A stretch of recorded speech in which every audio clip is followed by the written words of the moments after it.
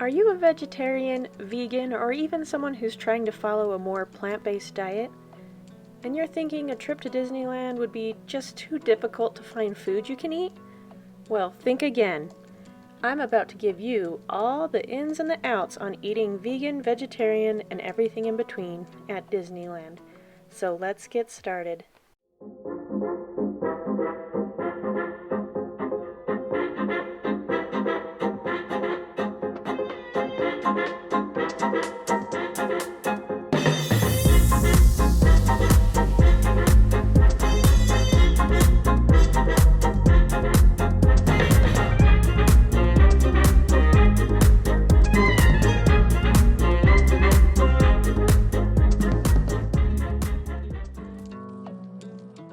Before we continue, I have to dedicate this video to my husband, who has been a vegetarian for 20 years, back when soy milk cost $1 million and restaurants had 0 vegetarian options.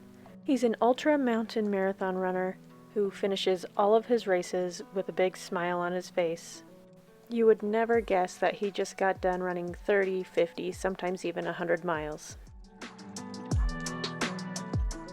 He's always up for any adventure that comes his way, especially with his family, and he is the best dad in a family full of strong-willed ladies.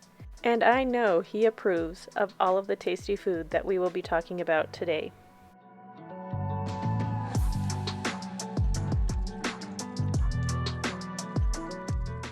And we will be celebrating our 17th anniversary in just a few weeks. So this video is for you, cutie. I love you.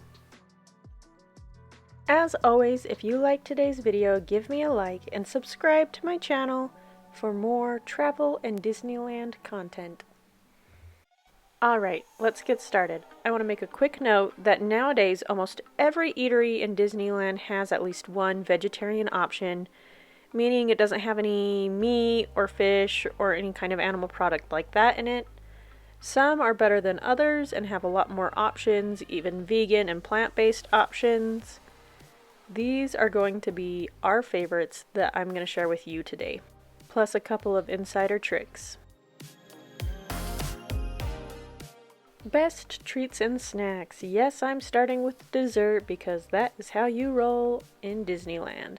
First up is in Disney California Adventure at the Adorable Snowman Frosted Treats. Both the lemon and mango soft serve ice cream is non-dairy here, but the best is the Pixar Pier Frosty Parfait. A mix of lemon soft serve with blue raspberry slushy with a cherry on top. How can you go wrong? Next is the raspberry macaron. I doubt this one's vegan, but it's most definitely vegetarian and it's 100% delicious. And our favorite must-get every visit treat. You can pick one up at the Jolly Holiday on Main Street in Disneyland. Next is a more plant-based option. It is the blue and green milk over in Galaxy's Edge. With this treat, you get a frozen slushy drink with a coconut and rice milk base. The blue tastes a little bit more like coconut and berries, and the green is a more tropical flavor. Blue is my personal favorite. This is a love it or hate it type of treat, and a super fun one for Star Wars fans. Sticking with cold treats, how could I not mention the Dole Whip? Found in Adventureland, both at the Tropical Hideaway and the Tiki Juice Bar. The Dole Whip is low-fat, vegan, gluten-free, and made in America. Pineapple lovers will be in tropical heaven with this treat. Of course, the churro is one of Disneyland's most famous treats, and they offer all kinds of different seasonal flavors throughout the year and throughout both parks. They would fit more of the vegetarian category, just because I'm pretty sure they have eggs and maybe even milk in them. Most churros do. Lastly, if you're needing something salty, the Mickey pretzels are vegan and delicious. Of course, the cheese sauce isn't vegan, but it's a perfect snack and perfect for one of those iconic Disneyland food picks. You can find Mickey pretzels throughout both parks. Best quick service eateries. These are the places that you either mobile order from, or you go up to a counter and order and pick up your food from the counter. Here are some of our top picks for places that either have good, unique vegetarian and vegan food, or they just have a lot more options than most.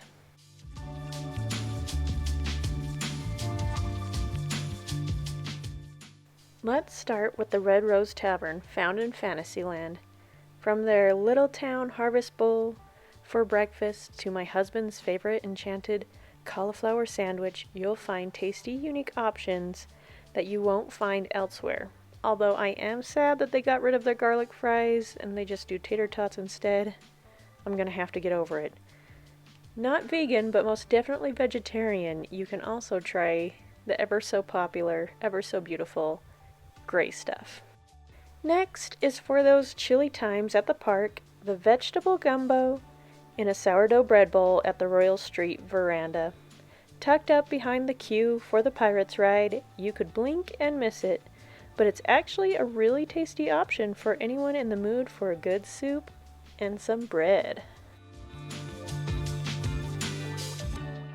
Not too far away from there, in Adventureland, is Bango Barbecue. This is as purely vegan and plant-based as you're going to get. Since they do freshly grilled veggies on a skewer and rice with a little bit of coleslaw, I'm going to talk a little bit more about this place a little bit later on with one of my hacks, so we'll leave it at that for now. In Frontierland, you have Rancho de Zocalo, where you can get yummy cauliflower tacos that have just the right amount of spice in them.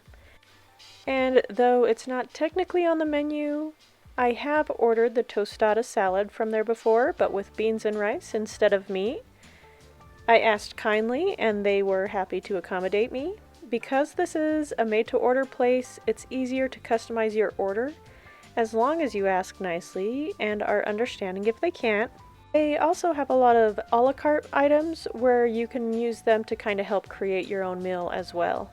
Plus their horchata cold brew is the best.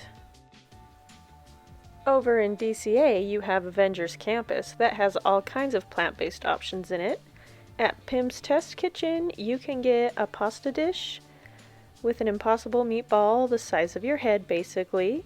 It's very popular, actually a pretty tasty pasta dish. And a popular grab-and-go item, even amongst meat eaters, is the Impossible Shawarma Wrap. This can be found at one of the shawarma carts within Avengers Campus.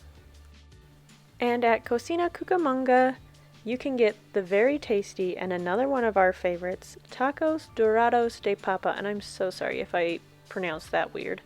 This is a fried potato taco with dairy-free cream, coleslaw, and a tomatillo salsa. I would suggest ordering a side of rice with it if you're hungry because it's not the biggest serving ever.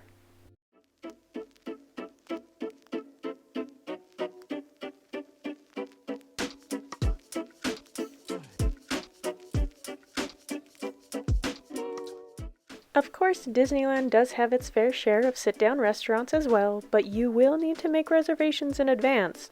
Most of these places book up 60 days in advance, so plan ahead. Here are my favorites due to the unique dining experience as well as the good food.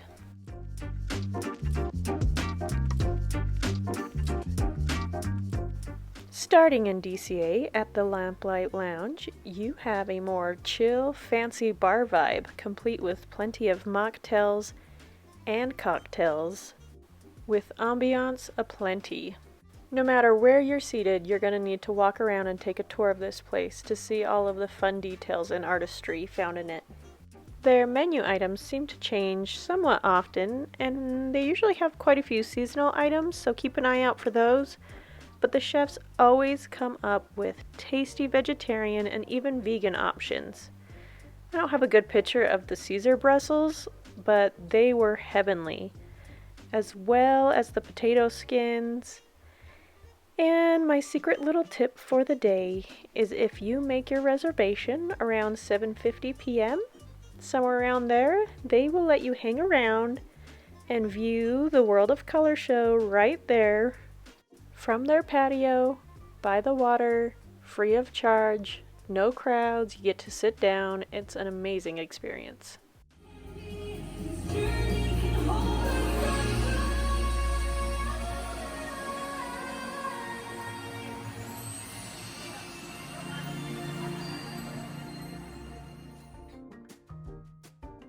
Back in Disneyland at Cafe Orleans, found in New Orleans Square, you will find a French onion farro risotto, hummus platters, and delectable salads, a cheese-only version of their ever-so-famous Monte Cristo sandwich, and all-you-can-drink non-alcoholic mint juleps to cool off with on those hot Disneyland days. Of course, the ever-so-famous Blue Bayou restaurant found inside the Pirates of the Caribbean ride is a once-in-a-lifetime experience. With its laid-back Louisiana vibe, they offer a delicious roasted mushroom ragu that has a pistachio pesto that is so good, glow cubes in your drinks, and even if you're planning on doing the Fantasmic dining package where you get a preset 3-course meal, and then tickets to the premiere viewing space for Fantasmic, you will still find plenty of plant-based options like this beautiful watermelon salad, and of course their extremely fun, absolutely delicious Fantasmic Mickey dessert. This place will break the bank, but it is worth it in my opinion if you can swing the extra dough.